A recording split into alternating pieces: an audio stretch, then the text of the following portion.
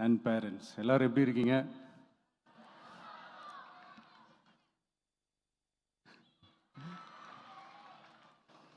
உங்கள் எல்லாரையும் சந்திச்சதில் மிக்க மிக்க மகிழ்ச்சி. Thank you thank you.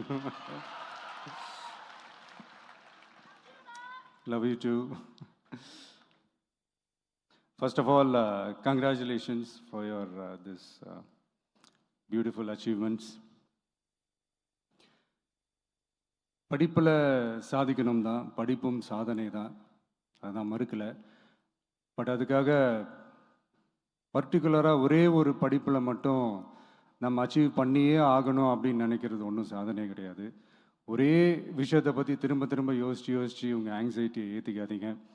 அவ்வளோ ஸ்ட்ரெஸ்ஃபுல் ஆக வேண்டிய அவசியம்லாம் ஒன்றுமே கிடையாது. இது நான் ஏன் சொல்கிறேன்னா, நீட்டு மட்டும் தான் உலகமா?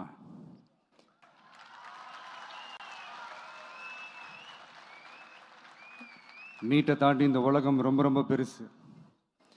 அதில் நீங்கள் சாதிக்க வேண்டியது பல விஷயங்கள் இருக்குது. அதனால் இப்போவே உங்கள் மைண்டை ரொம்ப ஸ்ட்ராங்காக வச்சுக்கோங்க, டெமோக்ராட்டிக்காக வச்சுக்க கற்றுக்கோங்க. ஏன்னா டெமோக்ரஸின்னு ஒன்று இருந்தால் தான் இந்த உலகமும் சரி, இந்த உலகத்தில் இருக்கிற எல்லா ஃபீல்டும் சரி, ஒரு ஃப்ரீடமாக இருக்க முடியும். அது மட்டும் இல்லை, ஒரு முறையான ஒரு டெமோக்ரஸி இருந்தாலே போதும், எல்லாருக்கும் எல்லாமும் ஈக்குவலாக கிடைக்கும். அதனுடைய ஃபஸ்ட்டு ஸ்டெப்பாக உங்கள் வீட்டில் இருக்கிற எல்லாருக்கிட்டையும் சொல்லுங்கள், அவங்கவுங்களுடைய ஜனநாயக கடமையை ஒழுங்காக செய்ய சொல்லுங்கள்.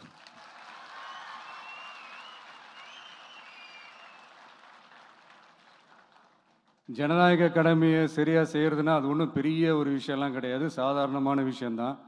நல்லவங்க, நம்பிக்கையானவங்க, இது வரைக்கும் ஊழலே செய்யாதவங்க யாருன்னு பார்த்து தேர்ந்தெடுக்க சொல்லுங்கள். அவ்வளோதான், ஆஸ் சிம்பிள் அஸ் தட். அதுதான் அந்த கடமை. நான் ஒரு 2 years பேக் இதே ஸ்டூடெண்ட்ஸ் ஃபங்க்ஷனில் நான் சொல்லியிருந்தேன், இந்த காசு கொடுத்து ஓட்டு வாங்கி ஜெயிச்சிடலாம்னு நினைக்கிறாங்க இல்லையா, அவங்கள அந்த கல்ச்சரே யாரும் என்கரேஜ் பண்ணாதீங்க, யாரும் காசு வாங்காதீங்க, உங்கள் பேரண்ட்ஸ்கிட்டையும் எடுத்து சொல்லுங்கன்னு நான் சொல்லியிருந்தேன். அதை அப்படியே ஃபாலோ பண்ணுங்க.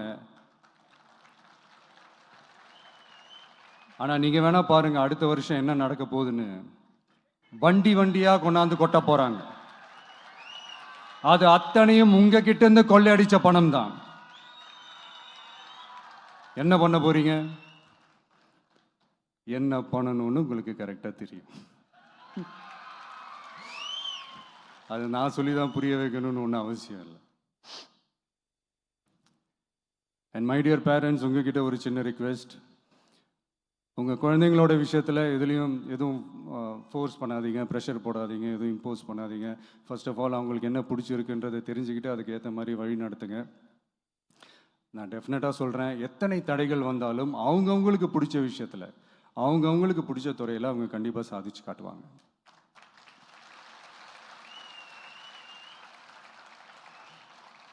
அண்ட் இன்னொரு முக்கியமான விஷயம் உங்ககிட்ட நான் ஷேர் பண்ணணும்னு நினச்சது என்னென்னா, இந்த சாதி மதத்தை வச்சு இந்த பிரிவினை வளர்க்கிற அந்த சிந்தனை பக்கமே போயிடாதீங்க. அந்த சிந்தனை உங்களையோ இல்லை உங்கள் மைண்டையோ டிஸ்டர்ப் பண்ணுற அளவுக்கு அதை அலோவ் பண்ணவே பண்ணாதீங்க. விவசாயிகள் என்ன சாதி மதம் பார்த்தா பொருளை விளைய வைக்கிறாங்க? தொழிலாளர்கள் என்ன சாதி மதம் பார்த்தா பொருளை உற்பத்தியில் ஈடுபடுறாங்க? இவ்வளோ ஏன் இயற்கை அம்சங்களான வெயில் மழையில் சாதி இருக்கா, மதம் இருக்கா? எப்படி இந்த போதை பொருட்களை எப்படி நம்ம அறவே ஒதுக்கி வைக்கிறோமோ, அதே மாதிரி இந்த சாதி மதத்தையும் ரொம்ப ஸ்ட்ரிக்டாக தூரமாக, எவ்வளோக்கு எவ்வளோ தூரமாக அதை ஒதுக்கி வைக்கிறீங்களோ அவ்வளோக்கு அவ்வளோ அதை தூரமாக ஒதுக்கி வச்சுருங்க. அதுதான் எல்லாருக்குமே நல்லது. ஏன்னா இப்போ ரீசெண்ட் டைமில் பார்த்தீங்கன்னா, தந்தை பெரியார் அவர்களுக்கே சாதி சாயம் பூச ட்ரை பண்ணுறாங்க. ஒன்றிய சிவில் சர்வீஸ் எக்ஸாமில் கூட சாதி சாயம் பூசுகிற மாதிரி ஒரு கேள்வி ஒன்று கேட்டு வச்சிருக்கிறாங்க. இதையெல்லாம் வன்மையாக கண்டிக்கிறோம்.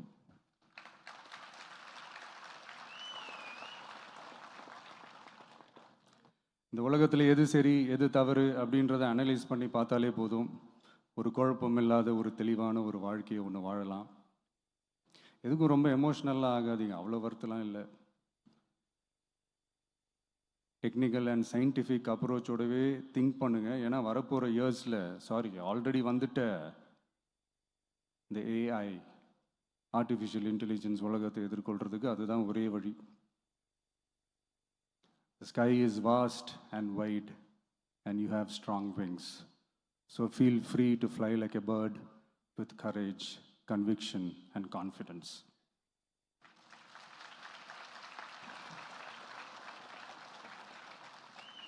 எவ்வளவோ பண்ணிட்டோம், இதை பண்ண மாட்டோமா? எவ்வளவோ பார்த்துட்டோம், இதை பார்க்க மாட்டோமா அப்படின்ற அந்த பாசிட்டிவ் நோட்டோடவே ட்ராவல் பண்ணுங்கள். கான்ஃபிடென்ட்டாக இருங்க, நல்லதே நடக்கும், வெற்றி நிச்சயம்.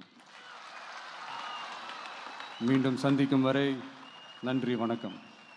நான் அடுத்த செட் ஆஃப் ஸ்டூடெண்ட்ஸ் கூட நான் நெக்ஸ்ட் வீக் போல் நான் மீட் பண்ணுறேன். ஸோ அவங்களுக்கும் சேர்த்து இன்றைக்கி நான் பேசினதாகவே இருக்கட்டும். ஏன்னா ஒவ்வொரு வாட்டி இந்த மாதிரி நான் அட்வைஸ் பண்ணிகிட்டு இருந்தேன்னா நல்லா இருக்காது, உங்களுக்கும் போர் அடிச்சிடும். So thank you. எல்லோரும் வாங்க, மீட் பண்ணுவோம்.